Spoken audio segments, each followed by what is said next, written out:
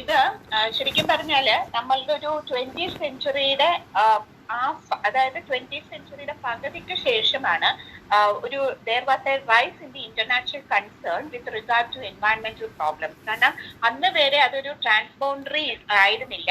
It consist only with the local. അതായത് ഒരു നമ്മളുടെ സ്ഥലത്ത് നടക്കുന്ന ഒരു വളരെ ചെറിയ ഒരു പ്രശ്നമായിട്ടായിരുന്നു എൻവയൺമെന്റൽ ഡീഗ്രഡേഷൻ അല്ലെങ്കിൽ എൻവയൺമെന്റൽ പൊല്യൂഷനെ കണ്ടുകൊണ്ടിരുന്നത്. പക്ഷേ later by the second half of the 20th century, the world witnessed so many drastic changes in the environment, and also there arose a concern with regard to environmental pollution and environmental degradation. So it came to the knowledge, അല്ലെങ്കിൽ അത് നമ്മളുടെ ഒരു concern ആയിട്ട് മാറി.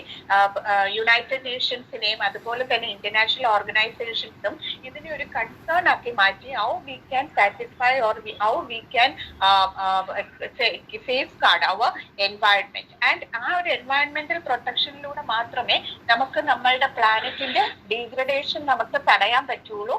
അതുപോലെ തന്നെ നമുക്ക് എന്ത് ചെയ്യാൻ പറ്റുള്ളൂ, നമുക്ക് എൻവയൺമെന്റിനെ പ്രൊട്ടക്ട് ചെയ്യാൻ പറ്റുള്ളൂ. So prior to 1950, നമ്മളുടെ ഒരു നേഷൻ തന്നെ how we should curtail this environmental issues എന്നുള്ളത് ഒരു വലിയ ചോദ്യചിഹ്നമായിരുന്നു. So what the nation did was that അവരുടെ ഉള്ളിൽ നിന്നുകൊണ്ട് തന്നെ they decided to make certain local laws. അതിനൊരു ലോയുടെ ഒരു ഇംപ്ലിമെന്റേഷൻ ഉണ്ടായിരുന്നു എന്ന് ചോദിച്ചാൽ ഇല്ല.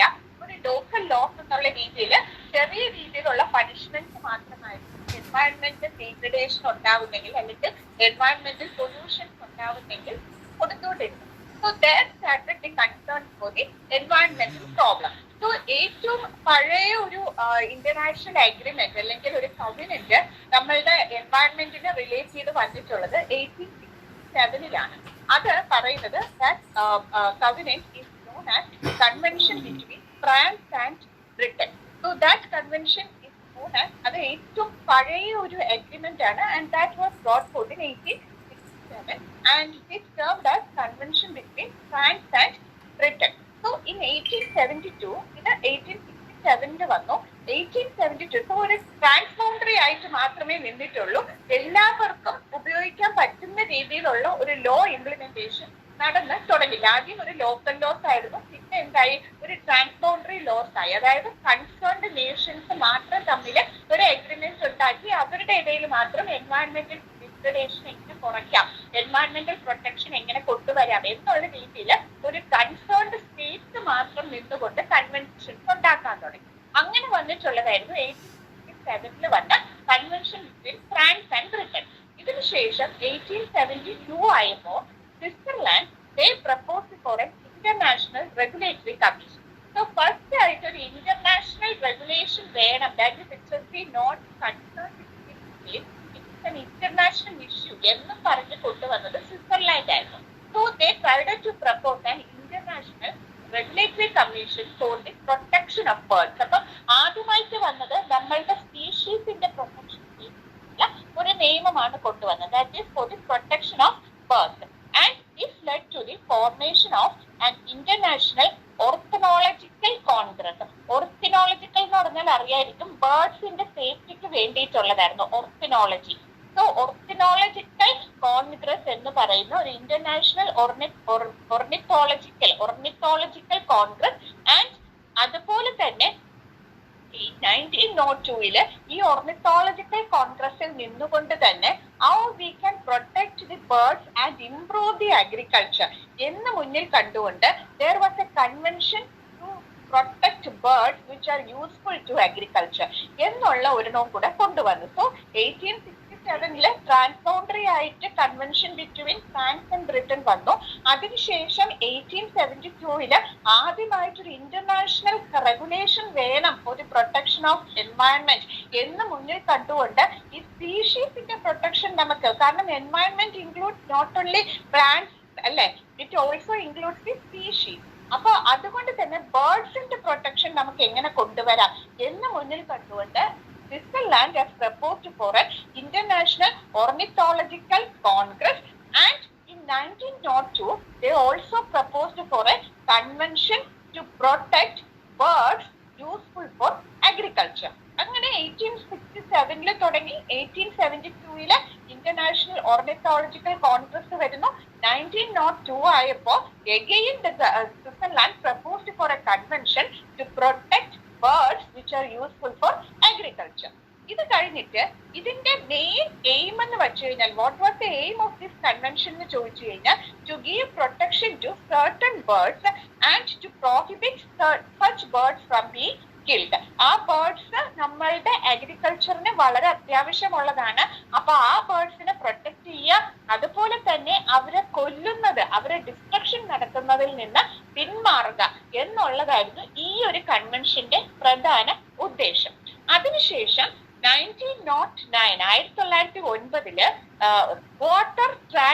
വാട്ടർ ബൗണ്ടറി ട്രീറ്റീസ് വന്നു. That is to safeguard the water from being polluted. So water boundary treaties 1909 വരികയും and what was the main aim of this water boundary treaties എന്ന് ചോദിച്ചു കഴിഞ്ഞാൽ to prevent and control water pollution in US and Canada.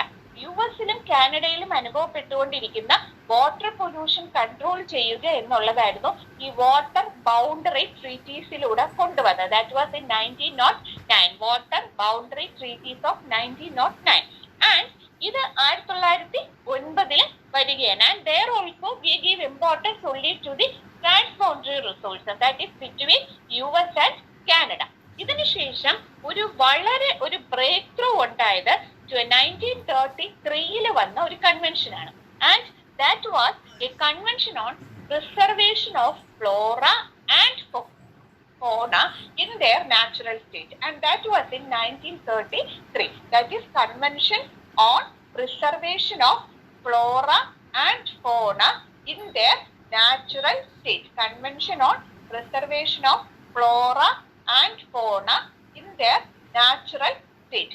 ഇത് 1933 വന്നത്. So this convention is considered as a breakthrough with regard to environmental protection.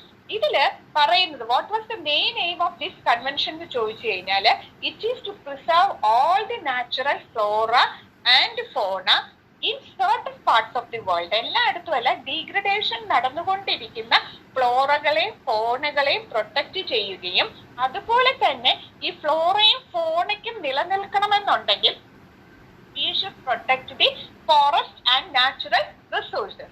So forest protection കൊടുക്കുക, natural resources-നെ protect ചെയ്യുക, അതുപോലെ തന്നെ they also encourage for the domestication of wild animals.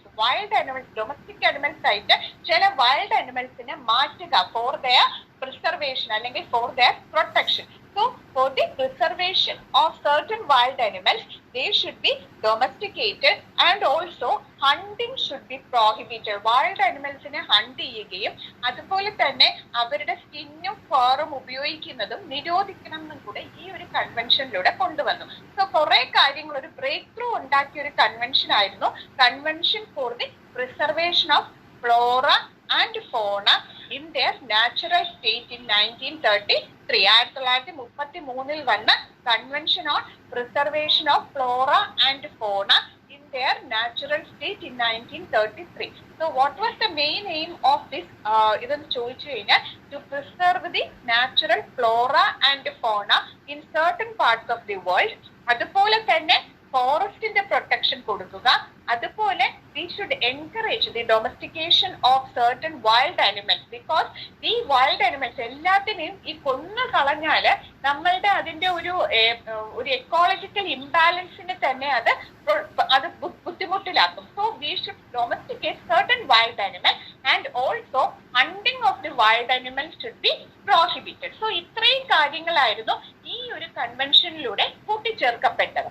അതുപോലെ തന്നെ ഈ ഒരു കൺവെൻഷനിൽ നിന്നുകൊണ്ട് what the other aim എന്ന് ചോദിച്ചു കഴിഞ്ഞാൽ there should be an administrative provision and international arrangement for the protection of these provisions of which has been mentioned in this convention. So ഇതിനൊരു ഇന്റർനാഷണൽ അറേനയിൽ തന്നെ ഇതിനെ കുറിച്ച് ചർച്ച നടത്തണമെന്നും ആ ഒരു ഇന്റർനാഷണൽ പെർസ്പെക്റ്റീവിൽ നിന്നുകൊണ്ട് വേണം നമ്മൾ ഇതിനെ പ്രൊട്ടക്ട് ചെയ്യുകയും കൺസർവ് ചെയ്യുകയും വേണ്ടത് എന്നുള്ളതായിരുന്നു ഈ ഒരു കൺവെൻഷനിലൂടെ നമ്മൾ മുന്നോട്ട് കൊണ്ടുവന്നത്. So this convention is considered as a breakthrough in the ecological or environmental protection. That was in 1933. So ഇതൊരു 20th സെഞ്ചുറിയുടെ ബിഗിനിങ്ങിൽ നടന്നതാണ്. So why I said that there was a drastic change after 20th century. എന്തുകൊണ്ടെന്ന് പറഞ്ഞു കഴിഞ്ഞാൽ 1945 മുതൽ 2003 വരെയുള്ള കാലഘട്ടങ്ങളിൽ we decided to incorporate so many laws for the protection of the environment. അതില് ഏറ്റവും പ്രധാനമായിട്ട് വന്നത് സെക്കൻഡ് വേൾഡ് വാറിന് ശേഷം വന്ന ഒരു അവയർനെസ് ആയിരുന്നു. That is there should become an economic development and there should be we should protect the environment. Economic ഡെവലപ്മെന്റും അത്യാവശ്യമാണ്. ആ ഒരു എക്കണോമിക് ഡെവലപ്മെന്റ് നമുക്ക് കൊണ്ടുവരാൻ പറ്റുന്നതിനുള്ള ഒരു പ്രധാന കാരണം എന്ന് പറയുന്നത് എൻവയൺമെന്റൽ പ്രൊട്ടക്ഷനുമാണ്. സോ എൻവയൺമെന്റൽ degradation should be prevented and there should be a relationship between economic development and also economic development and also environmental degradation. ഇതിന്റെ പ്രധാന കാരണം എന്താണെന്ന് വെച്ച് കഴിഞ്ഞാൽ the main reason for the development of this international environmental law എന്താണെന്ന് ചോദിച്ചു കഴിഞ്ഞാൽ there was an advancement in science and technology. അതുപോലെ തന്നെ അൺസയന്റിഫിക് എക്സ്പ്ലനേഷൻ അല്ലെങ്കിൽ unscientific exploitation of natural resources നമ്മൾ പ്രിവെന്റ് ചെയ്യണം എന്നും പറഞ്ഞു. Because there was a use of animals and birds for the scientific purposes. അത് നമുക്ക് ഒരിക്കലും നമുക്ക് അതിനൊരു പ്രൊട്ടക്റ്റഡ് മാനറിൽ നമുക്ക് കൊടുക്കാൻ പറ്റില്ല. Even though when we are making use of the natural resources for scientific purposes, നമ്മൾ ആ ഒരു എന്ത് സയന്റിഫിക് പർപ്പസസിനാണോ നമ്മൾ അത് യൂസ് ചെയ്യുന്നത് that should be enhanced, അല്ലെങ്കിൽ അത് നമുക്ക് പ്രൊവൈഡ് ചെയ്യാൻ പറ്റണം. സോ അതുകൊണ്ട് തന്നെ സയന്റിഫിക് അഡ്വാൻസ്മെന്റ്സിന് വേണ്ടിയിട്ട് നമ്മൾ ഈ ഫ്ലോറ ഫോണ അതുപോലെ തന്നെ ബേർഡ്സിനെയൊക്കെ ഉപയോഗിക്കുന്നത് അനിമൽസിനെ ഉപയോഗിക്കുന്നതിന് ഒരു റെസ്ട്രിക്ഷൻ കൊണ്ടുവരുന്നതിനും അതുപോലെ തന്നെ നാച്ചുറൽ റിസോഴ്സസ് പ്രിസർവേഷനും പ്രൊട്ടക്ഷനും എന്ന് പറയുന്നത് വളരെ അത്യാവശ്യമുള്ളതാണെന്നും ഉള്ള ഒരു തിരിച്ചറിവ് നമുക്ക് 1945 വേൾഡ് വാർ 2 ശേഷം നമുക്ക് ഒരു അനുഭവം ഉണ്ടാവുകയാണ്. സോ ഇതിൽ നിന്നുകൊണ്ട് നമ്മൾ എന്ത് ചെയ്തു? there should be an international convention for the protection of environmental problem. ഇതില് 1949 വന്ന ഒരു കേസ് ഉണ്ട്. ദാറ്റ് ഈസ് കർഫോ ചാനൽ കേസാണ്. ഈ കേസൊക്കെ നിങ്ങൾ ഇനി പബ്ലിക് ഇന്റർനാഷണൽ ലോയിൽ ഒന്നും കൂടെ പഠിക്കും. കർഫോ ചാനൽ കേസ് എന്ന് പറയുന്ന കേസിൽ that is between United Kingdom versus Albania എന്നാണ് ആ കേസിന്റെ പേര്. United Kingdom versus Albania which is popularly known as Corfu CORFU Corfu channel case. United Kingdom versus Albania popularly known as Corfu channel case CROFU. ഈ കേസില് ഒരു why that there should be an use of international law for the protection of transboundary resources എന്നുള്ളതായിരുന്നു ഈ ഒരു കേസിലൂടെ കോടതി കൊണ്ടുവന്ന ഒരു വിലയിരുത്തൽ. That is there should be a international law. ഒരു ഇന്റർനാഷണൽ ലോ നമുക്ക് ആവശ്യമാണ്. Because state cannot make a law.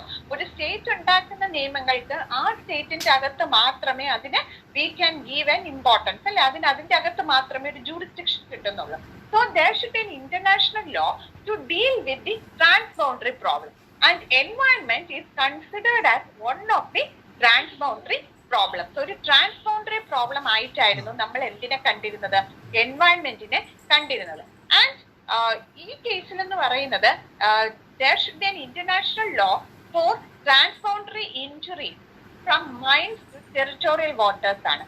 Territorial വാട്ടേഴ്സില് വരുന്ന വ്യതിയാനങ്ങൾ മൈൻസ് ഓപ്പറേഷൻ കാരണം ടെറിട്ടോറിയൽ വാട്ടേഴ്സ് നാവിഗേറ്റേഴ്സ് ഉപയോഗിക്കുന്ന അവരുപയോഗിക്കുന്ന ഇത് ഇന്റർനാഷണൽ നാവിഗേഷൻ വരുമ്പോൾ അതിൽ അവർ ഉപയോഗിച്ചുകൊണ്ടിരിക്കുന്ന പല രീതിയിലുള്ള ഉപകരണങ്ങളിലൂടെ വരുന്ന ഓയിൽ സ്പില്ലിംഗ് ഇതെല്ലാം കാരണം what happens is that the water is getting polluted. So അത് ഒരു ഇന്റർനാഷണൽ ട്രാൻസ്ബൗണ്ടറി എഫേർട്ട് ആണ് അല്ലെങ്കിൽ ഇഫക്റ്റ് ആണ് അവിടെ കൊണ്ടുവരുന്നത്. സോ ഇതിനെ സർട്ടൈൻ ചെയ്യുന്നതിന് വേണ്ടിയിട്ട് there should be a international law when it comes between problems connected between international transboundary resources. So ഇതിന് ശേഷം ഇത് നമുക്ക് 1949 ഈ ഒരു യുണൈറ്റഡ് കിങ്ഡം വേഴ്സസ് അൽബേനിയയുടെ കേസ് വരുന്നത്. And in the establishment of UNO എന്തുകൊണ്ടാണ് ഇത് ചർച്ച ചെയ്യപ്പെട്ടത്? ഇന്റർനാഷണൽ ലോയുടെ ആവശ്യമുണ്ട് എന്ന് ചർച്ച ചെയ്യപ്പെടാനുള്ള കാരണം എന്ന് വെച്ച് കഴിഞ്ഞാൽ 1945 എസ്റ്റാബ്ലിഷ്ഡ് ആയ UN ആണ്. 1945 there was the establishment of UNO and this gave importance to an international environmental law. ഇത് എല്ലാം ചർച്ച ചെയ്യപ്പെട്ടപ്പോൾ ആദ്യം UN വന്നപ്പോൾ എൻവയൺമെന്റ് എന്ന് പറയുന്ന ഒരു കൺസേൺ ആയിരുന്നില്ല. പക്ഷെ കർഫോ ചാനൽ കേസ് വന്നു കഴിഞ്ഞപ്പോൾ this also became a concern under UN. So international എൻവയൺമെന്റൽ ലോയുടെ ആവശ്യം അവിടെ നമുക്ക് മനസ്സിലാക്കാൻ പറ്റുകയാണ്. So in 1954 there was an international convention for the prevention of pollution of the sea. So in 1954 there was an international convention for the prevention of pollution of the sea.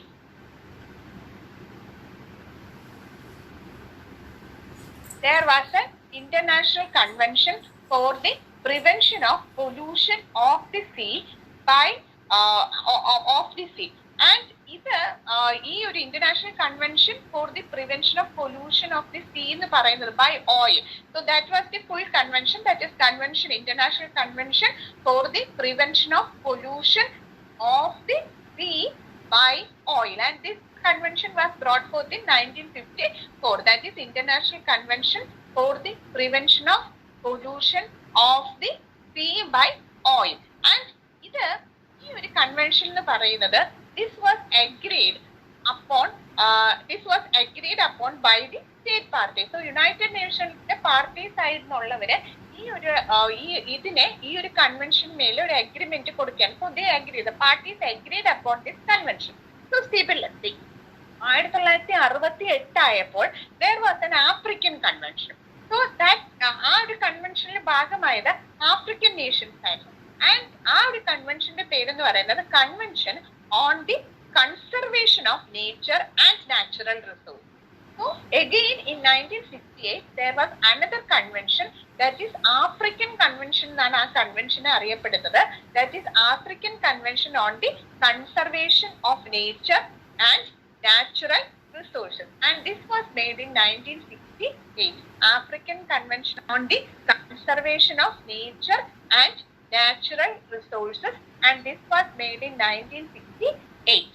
So again ഇതിലും എന്താന്ന് വെച്ച് കഴിഞ്ഞാൽ there should be a duty identify, protect and conserve and hand over to future generations. So ഈ ഒരു കൺവെൻഷന്റെ ഉദ്ദേശം എന്താന്ന് വെച്ച് കഴിഞ്ഞാൽ, ആഫ്രിക്കൻ കൺവെൻഷന്റെ ഉദ്ദേശം എന്ന് വെച്ച് കഴിഞ്ഞാൽ നമ്മൾ ഈ ഒരു പ്രോബ്ലം ഐഡന്റിഫൈ ചെയ്യണം. എന്താണ് എൻവയൺമെന്റൽ പ്രോബ്ലം എന്നുള്ളത് we have to identify, then we have to protect our environment, we have to conserve our environment, and we have to hand over the environment to the future generations. So ഇത്രയും കാര്യങ്ങൾക്കായിരുന്നു നമ്മൾ ഈ ഒരു കൺവെൻഷനിലൂടെ നമ്മൾ importance കൊടുത്തിരുന്നത്. That is we have to identify the problem, we have to protect the problem, we have to conserve our environment, and also we have to hand over the environment to our future generation. So ഇതായിരുന്നു agricultural കൺവെൻഷന്റെ ഒരു പ്രധാന ഉദ്ദേശം. That is conservation of nature and natural resources which was brought forth in 1968. Again in 1970 ആയപ്പോൾ there was an organization for economic cooperation and development, and that is known as OECD. That is international convention ആണ്.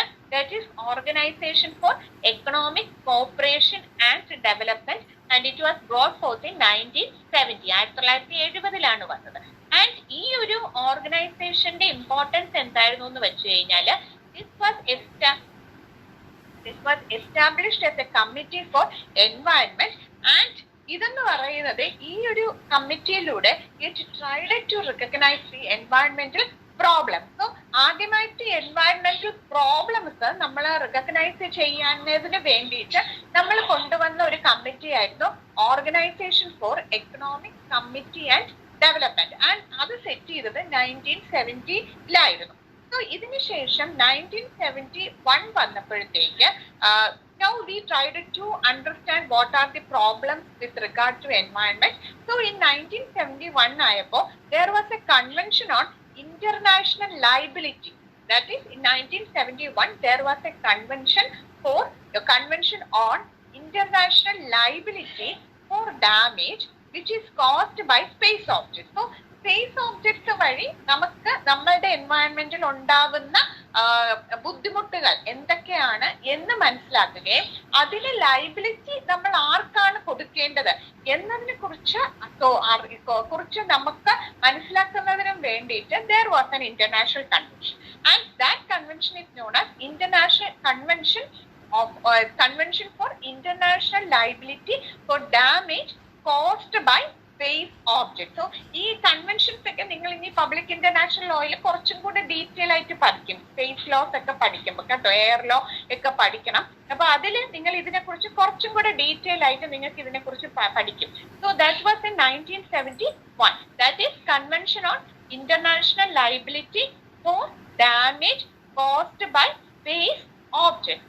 And ഇതിന്റെ base എന്ന് പറഞ്ഞു കഴിഞ്ഞാല് നമുക്കൊരു റോങ്ഫുൾനെസ് prove ചെയ്യാൻ പറ്റിക്കഴിഞ്ഞാൽ, നമുക്കിവിടെ ബേസ് എന്ന് പറയുന്നത് ഒരു റോങ്ഫുൾനെസ് അവിടെ ഉണ്ടാവണം. ഈ സ്പേസ് ഓബ്ജക്ട്സിന്റെ ഉപയോഗം കാരണം there was a wrongful effect on the environment. ആ ഒരു റോങ്ഫുൾനെസ് നമുക്ക് പ്രൂവ് ചെയ്തെടുക്കാൻ പറ്റിക്കഴിഞ്ഞാൽ ആ ഒരു ആബ്സല്യൂട്ട് ലയബിലിറ്റി എന്ന് പറയുന്നത്, സ്പേസ് ഡാമേജ് ഉണ്ടാവുമ്പോൾ ആബ്സല്യൂട്ട് ലയബിലിറ്റി എന്ന് പറയുന്നത് ഏത് രാജ്യത്തിനാണ് വരേണ്ടത് എന്നുള്ളത്, that is by the use of this space object in aircraft. അത് ഫ്ലൈറ്റിൽ നിന്നാവാം, എയർക്രാഫ്റ്റ് വഴിയാവാം, അല്ലെങ്കിൽ എന്തെങ്കിലും ഓബ്ജക്ട്സ് വഴിയാവാം. ഇതിലെല്ലാം ആർക്കാണ് ഇതിന്റെ ലയബിലിറ്റി കൊടുക്കുക?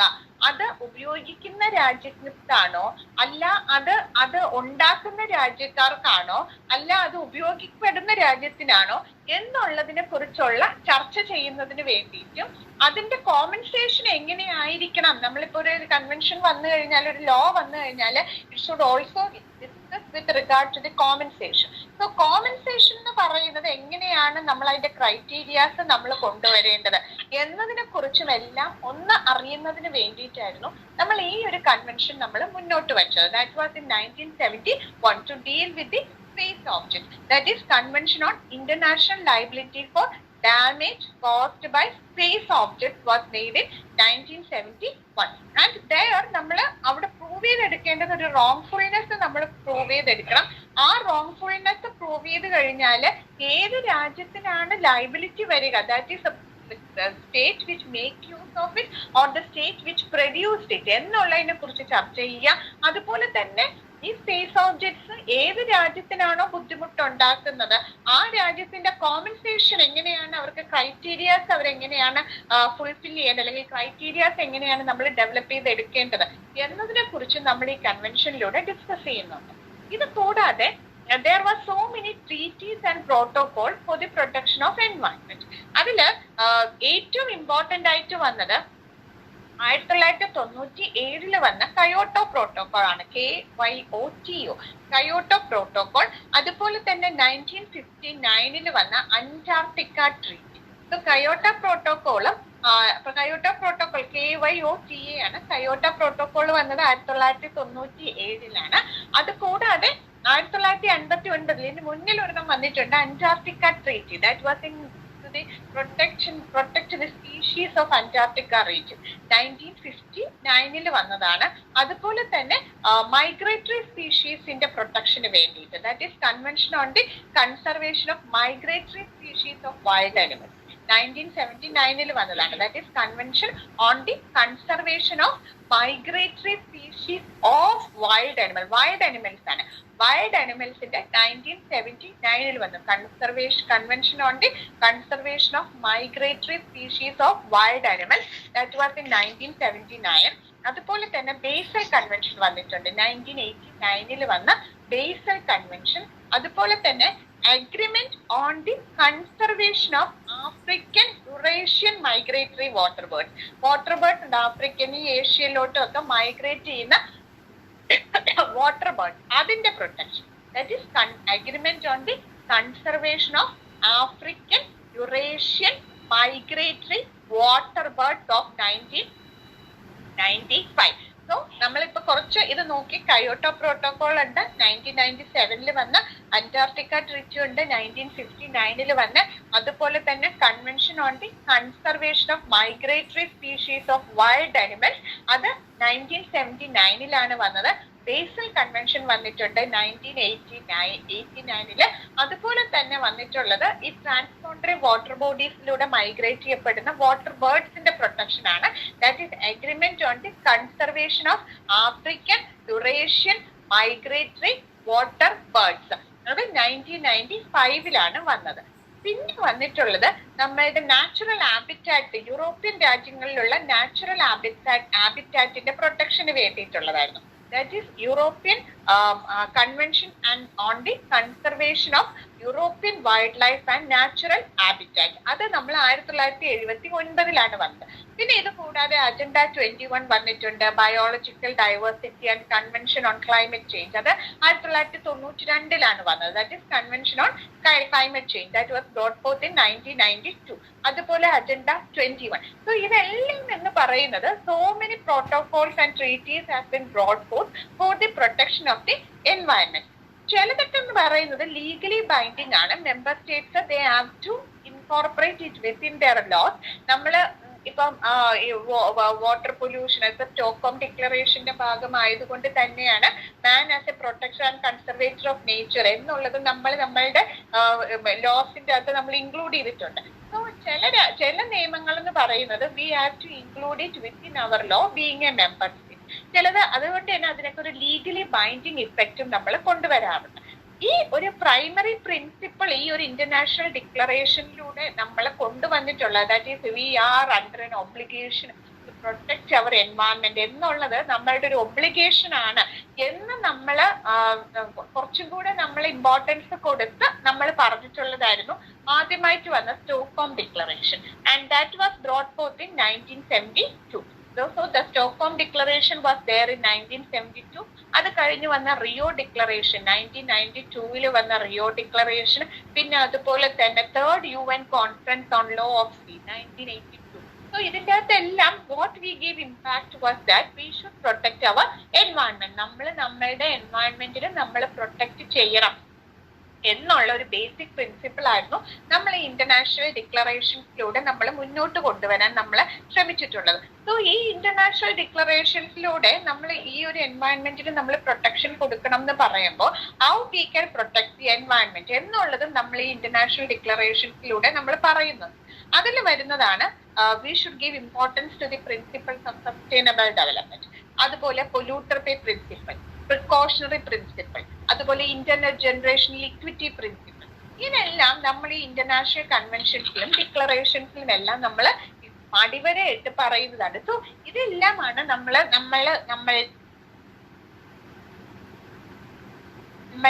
കൺവെൻഷൻസിന്റെ അകത്ത് നിന്നുകൊണ്ട് നമ്മളെ ഇമ്പോർട്ടൻസ് കൊടുത്ത് നമ്മൾ പറഞ്ഞിട്ടുള്ളത്.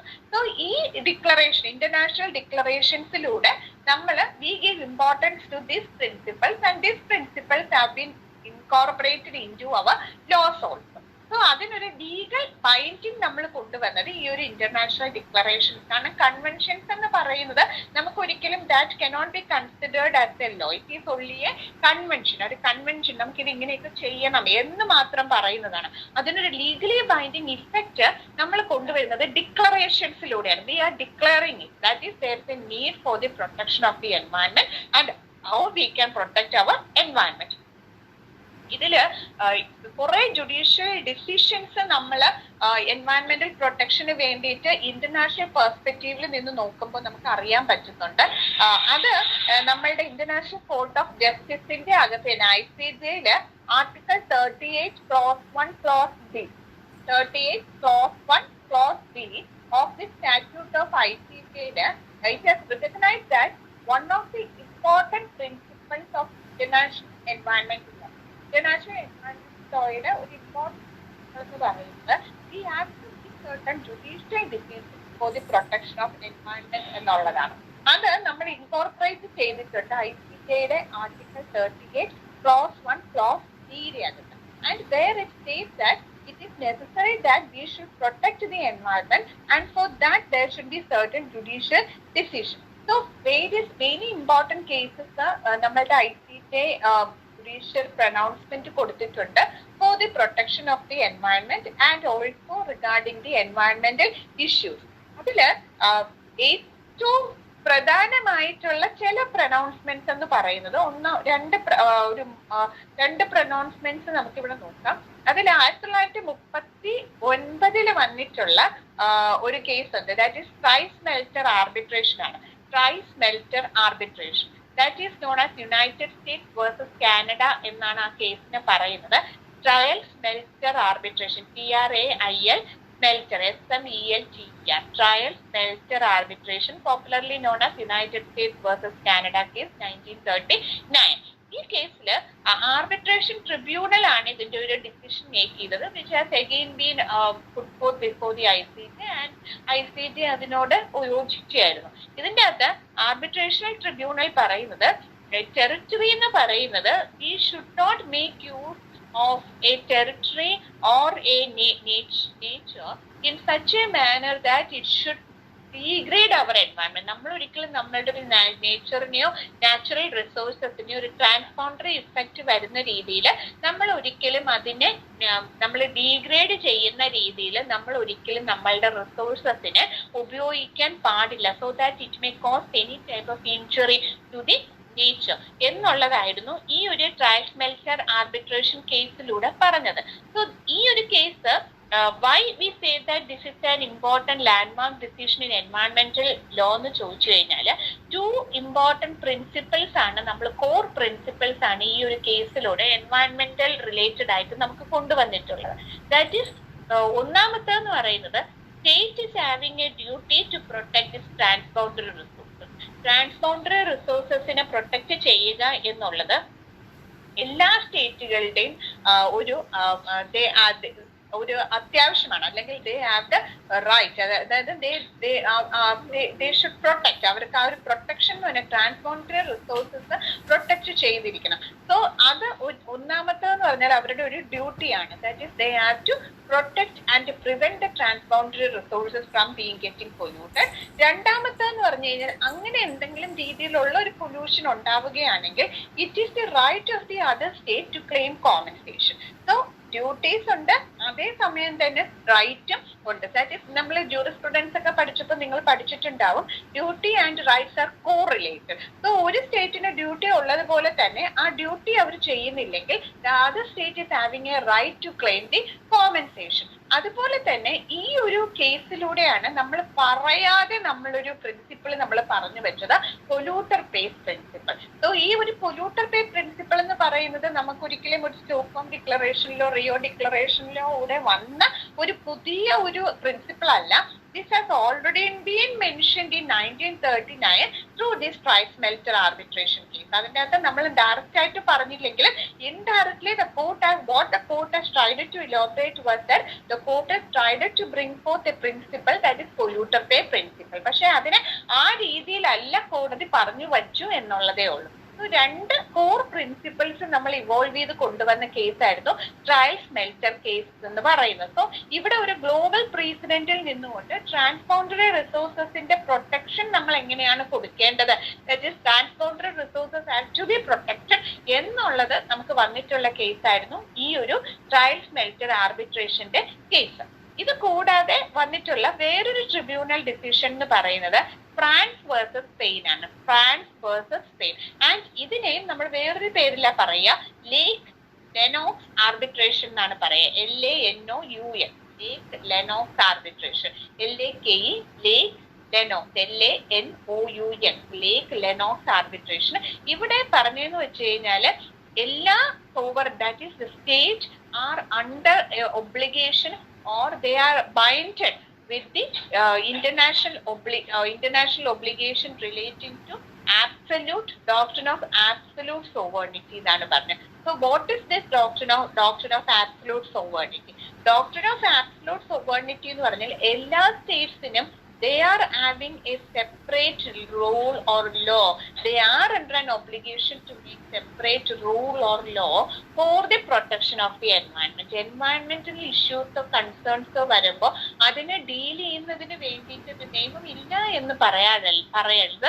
There should be a law. So they should have a doctrine of sovereign absolute sovereignty അല്ലെങ്കിൽ sovereign liability എന്ന് പറയുന്നത് അവർക്കുണ്ടാവണം. ഒരു ലയബിലിറ്റി അവർക്ക് വരാൻ സാധ്യതയുണ്ട്. ബിക്കോസ് ദ സ്റ്റേറ്റ് എന്ന് പറയുന്നത് state is actually acting as a trustee of the natural resource. So എന്തെങ്കിലും രീതിയിൽ നമ്മളുടെ നാച്ചുറൽ റിസോഴ്സസിന് ഡീഗ്രഡേഷൻ വന്നു കഴിഞ്ഞാൽ actually the state is to be punished എന്നുള്ളതായിരുന്നു ഈ ഒരു ഫ്രാൻസ് വേഴ്സസ് സ്പെയിൻ എന്ന് പറഞ്ഞ കേസിലൂടെ കൊണ്ടുവന്നത്. So the state is under an obligation to make laws to protect our environment. There is an absolute sovereignty power, that is they have the right to make a law. And ഇപ്പൊ ആ law പ്രകാരം നമുക്ക് നമ്മളുടെ environment protect ചെയ്യാൻ പറ്റുന്നില്ല എന്നുണ്ടെങ്കിൽ ആരായിരിക്കും അതിന്റെ ലയബിലിറ്റി വരിക? It is given to the state. So the state is having a liability. So ഇതാണ് നമ്മള് ഫ്രാൻസ് വേഴ്സസ് സ്പെയിൻ എന്ന് പറഞ്ഞ കേസിലൂടെ കൊണ്ടുവന്നത്. സോ ഇതെന്നൊക്കെ പറയുന്നത് നമ്മളുടെ ഈ സ്റ്റോക്ക്ഹോം ഡിക്ലറേഷന് മുന്നേ വന്നിട്ടുള്ള കേസായിരുന്നു. പക്ഷെ 1972 വന്ന ആദ്യത്തെ international declaration for the protection of environment, that is Stockholm declaration, which is popularly known as international conference on human environment. ആ ഹ്യൂമൻ എൻവയൺമെന്റ് എന്നുള്ള വേർഡിനാണ് important. That is what is human and environment. That is environment is for the human being but for the whole flora and fauna. അപ്പൊ ആ human environment എന്ന് പറയുന്നത് നമ്മൾ ഒരിക്കലും അതിനെ ഒരു ഇന്റർപ്രിട്ടേഷൻ എന്ന് പറയുന്നത് ഹ്യൂമൻസിന് വേണ്ടിയിട്ടുള്ള എൻവയൺമെന്റ് എന്നല്ല, ഹ്യൂമൻസാൽ പ്രൊട്ടക്ട് ചെയ്യപ്പെടുന്ന എൻവയൺമെന്റ് എന്നുള്ളതാണ്. That is there should be an international conference on human environment, that is 1972. And ഇത് സ്റ്റോക്ക്ഹോം ഡിക്ലറേഷന്റെ അകത്ത് വന്ന ഒരു 26 പ്രിൻസിപ്പിൾസ് ഉണ്ടായിരുന്നു, which all deals with how we should protect our environment. നമ്മൾ എങ്ങനെയാണ് നമ്മളുടെ എൻവയൺമെന്റിനെ പ്രൊട്ടക്ട് ചെയ്യപ്പെടേണ്ടത്, നമ്മൾ എങ്ങനെയാണ് എൻവയൺമെന്റിനെ കൺസർവ് ചെയ്യേണ്ടത് എന്നതിനെ കുറിച്ച് ഒരു 26 പ്രിൻസിപ്പിൾസിലൂടെയാണ് നമ്മൾ ഈ ഒരു സ്റ്റോക്ക്ഹോം ഡിക്ലറേഷനിലൂടെ നമ്മളുടെ എൻവയൺമെന്റൽ പ്രൊട്ടക്ഷന് വേണ്ടി നമ്മൾ പറയുന്നത്. So this is considered as the Magna Carta of environment and India is also a part of this Stockholm Declaration and which came in 1972. So ഇത് ഒരു സബ്സീക്വന്റ് ഡെവലപ്മെന്റ് ഓഫ് ദി എൻവയൺമെന്റൽ ലോസിന് വേണ്ടിയിട്ടുള്ള ഒരു ഡെവലപ്മെന്റിന് ഒരു ബേസ് കൊടുത്തത് ഈ ഒരു സ്റ്റോക്ക്ഹോം ഡിക്ലറേഷൻ ആയിരുന്നു. And what was the main aim of the Stockholm declaration ചോദിച്ചു കഴിഞ്ഞാൽ aspiration of the world four A better environment. ഒരു ബെറ്റർ എൻവയൺമെന്റിന് വേണ്ടിയിട്ട് നമ്മളുടെ നാച്ചുറൽ റിസോഴ്സസിനെ നമ്മൾ എങ്ങനെ പ്രൊട്ടക്ട് ചെയ്യണം, how we should control and degrade the how we should control the environment, how we should protect the environment from being degraded എന്നുള്ളതിനെ കുറിച്ച് എല്ലാം ചർച്ച ചെയ്യപ്പെട്ടിട്ടുള്ള ഒരു ഡിക്ലറേഷൻ ആയിരുന്നു ഈ ഒരു സ്റ്റോക്ക്ഹോം ഡിക്ലറേഷൻ എന്ന് പറയുന്നത്. ഇതില് പ്രിൻസിപ്പൽ 1 and 2, ഈ ഒരു ഡിക്ലറേഷന്റെ അകത്തുള്ള principal 1 and 2 they gave the importance for the principle of sustainable development and ഇത് കൂടാതെ 1980 ഈ ഒരു പ്രിൻസിപ്പിൾ ഓഫ് സസ്റ്റൈനബിൾ ഡെവലപ്മെന്റ് എന്ന് പറയുന്നത് സ്റ്റോക്ക്ഹോം ഡിക്ലറേഷന്റെ അകത്തുള്ള പ്രിൻസിപ്പിൾ 1 and 2 എടുത്തു പറയുന്നുണ്ട്. പക്ഷെ ഇതിന് കുറച്ചും കൂടെ ഒരു ഇമ്പാക്ട് വന്നത്, ഈ ഒരു പ്രിൻസിപ്പിളിന് ഒരു ഇമ്പാക്ട് വന്നത് 1983 വന്ന് ഒരു മിനിറ്റ്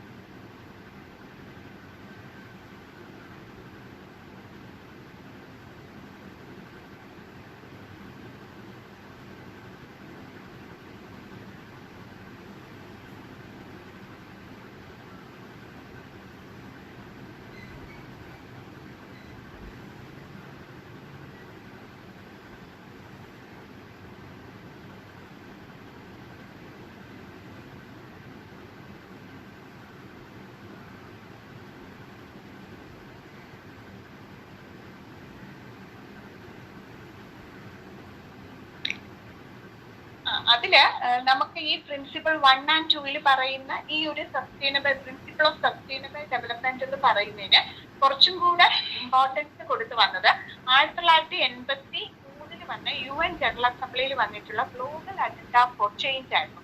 അതിൻ്റെ അകത്ത് നമ്മൾ 3 കാര്യങ്ങൾക്കാണ് നമ്മൾ ഇമ്പോർട്ടൻസ് കൊടുത്തത്. ഈ ഗ്ലോബൽ അജണ്ട ഫോർ ചേഞ്ചിന്റെ 3 കാര്യങ്ങൾക്കാണ് നമ്മൾ ഇമ്പോർട്ടൻസ് കൊടുത്തത്. ഒന്നാമത്തെന്ന് പറഞ്ഞു കഴിഞ്ഞാൽ ഒരു കോമൺ കൺസേൺ ഉണ്ടാകും. എൻവയൺമെന്റിനെ കുറിച്ചൊരു കോമൺ കൺസേൺ ഉണ്ടാവണം. അത് ആ കൺസേൺ വന്നു കഴിഞ്ഞാൽ നമുക്ക് ചലഞ്ചസ് വരാം, എൻവയൺമെന്റൽ ഡിഗ്രഡേഷൻ ഉണ്ടാവാം. So that should be considered as A common challenges. ആ കോമൺ ചലഞ്ചസിനെ നമുക്ക് എങ്ങനെ എൻഡ്യൂർ ചെയ്ത് കൊണ്ടുവരാം, അതിൽ നിന്ന് എങ്ങനെ നമുക്ക് പുറത്തു വരാം. സോ ഈ ഒരു 3 കാര്യങ്ങൾക്ക് വേണം നമ്മൾ അവിടെ ഇമ്പോർട്ടൻസ് കൊടുക്കാൻ എന്നുള്ളതായിരുന്നു ഈ ഒരു world commission on environment and ഡെവലപ്മെന്റിന്റെ അകത്തൂടെ നമ്മൾ കൊണ്ടുവന്നത്. So that was in 1983 and അവിടെ ഗ്ലോബൽ അജണ്ട ഫോർ ചേഞ്ച് എന്നുള്ളതായിരുന്നു നമ്മൾ അവിടെ ഇമ്പോർട്ടൻസ് കൊടുത്തത്. അപ്പൊ 3 രീതിയിലാണ് നമ്മൾ അവിടെ ഇമ്പോർട്ടൻസ് കൊടുത്തത്. ഒന്നാമത്തെ ഒരു ഗ്ലോബൽ കൺസേൺ, ഒരു കോമൺ കൺസേൺ ഉണ്ടാവുന്ന എൻവയൺമെന്റിനെ കുറിച്ച്. കൺസേൺ ഉണ്ടാകുമ്പോൾ ചലഞ്ചസ് ഉണ്ടാവാം, കോമൺ ചലഞ്ചസ് വരും. അതിനെ എങ്ങനെ നമുക്ക് എൻഡ്യൂർ ചെയ്ത് പുറത്തു വരാം, that is common endure. And ഇതില് ഇവിടെയാണ് നമ്മൾ ഈ ഒരു പ്രിൻസിപ്പിൾ ഓഫ് സസ്റ്റൈനബിൾ ഡെവലപ്മെന്റ്, ഞാൻ ആദ്യമേ പറഞ്ഞല്ലോ, പ്രിൻസിപ്പിൾ 1 and 2 അത് സ്റ്റോക്ക്ഹോം ഡിക്ലറേഷന്റെ അകത്തുള്ള പ്രിൻസിപ്പിൾ 1 and 2 സസ്റ്റൈനബിൾ ഡെവലപ്മെന്റ് എന്തെന്ന് പറയുന്നത്.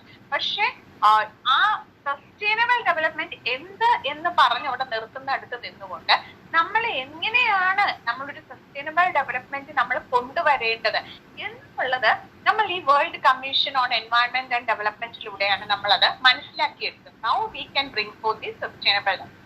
അതിന്റെ അകത്ത് പറയുന്നത് we should promote harmony among human beings and also we should protect the environment. നമുക്കൊരു സസ്റ്റൈനബിൾ ഡെവലപ്മെന്റ് വരണം എന്നുണ്ടെങ്കിൽ നമ്മൾ നമ്മളുടെ എൻവയൺമെന്റ് കൺസേർവ് ചെയ്യണം. Why we should conserve our environment? We should conserve our environment not for us but for our future generation. നമ്മളൊരു unchanging ആയിട്ട് നമുക്ക്, അല്ലെങ്കിൽ നമുക്ക് ഈ ഒരു യൂണിവേഴ്സൽ ലോസ് എന്ന് പറയുന്നത് നമുക്ക് ഒരിക്കലും അൺചേഞ്ചിങ് ആയിട്ട് നമുക്ക് ഉപയോഗിച്ചുകൊണ്ടിരിക്കാൻ പറ്റില്ല.